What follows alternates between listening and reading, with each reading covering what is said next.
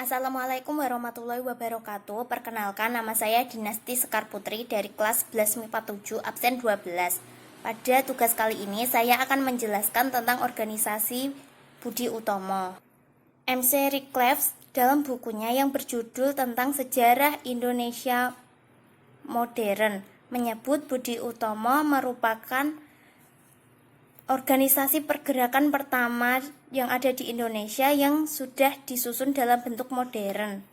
Budi Utomo didirikan pada tanggal 20 Mei tahun 1908 di Stovia atau Sekolah Dokter Jawa.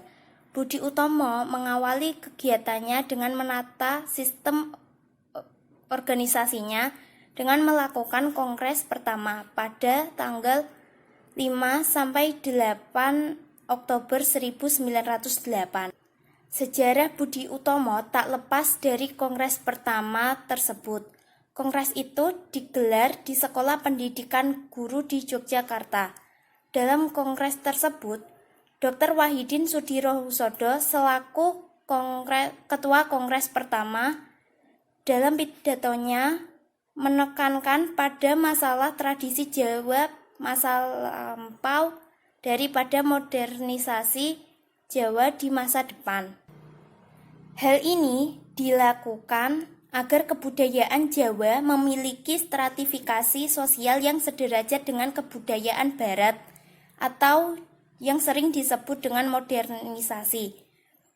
Para peserta kongres tidak merasa keberatan dengan usulan Wahidin Sudirohusodo yang mementingkan pendidikan Barat sebagai penopang perjuangan bangsa pada saat itu.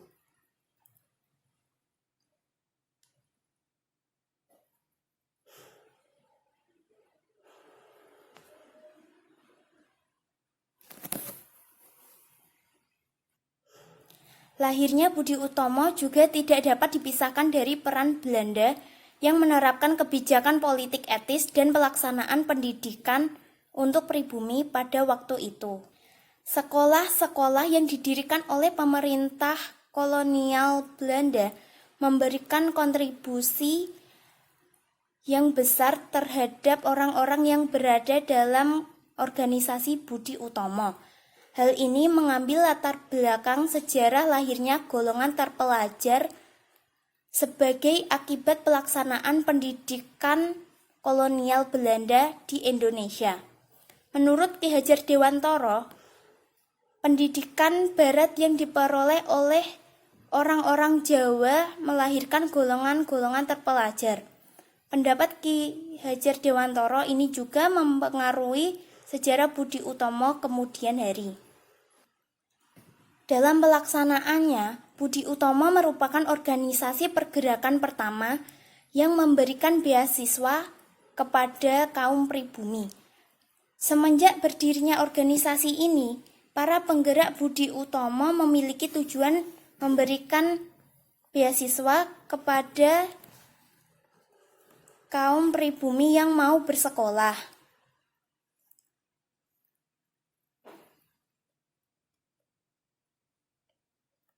Dalam sejarah Budi Utomo disebutkan, banyak pribumi yang semula menolak pendidikan dari Budi Utomo lantaran dianggap berasal dari kolonial Belanda.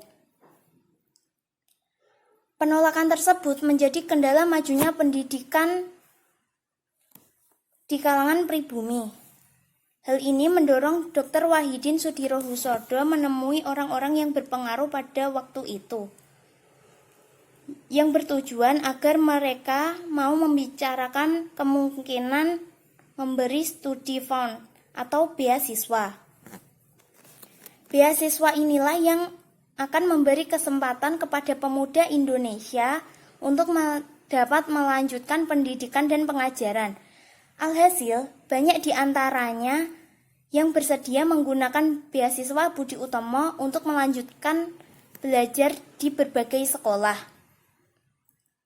Rupanya, beasiswa itu yang paling penting dalam mendorong bermunculnya golongan terpelajar di Indonesia.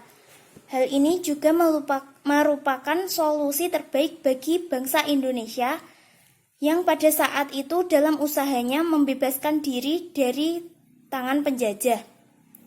Kemiskinan dan perbudakan menggerakkan golongan terpelajar untuk mempertinggi derajat bangsa. Pada akhir keadaannya, kesadaran nasional mulai tumbuh pada awal abad ke-20 melalui organisasi ternama, yaitu Budi Utomo.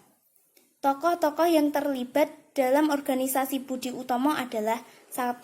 Dr. Sutomo, 2. R. Gumbrek, 3. Gunawan Mangkokusumo, 4. Muhammad Saleh, 5. Muhammad 6. Soraji, 6. 7. Angka Projo Sudirjo, 8. Gondo Suwarno, dan terakhir 9. M. Suwarno.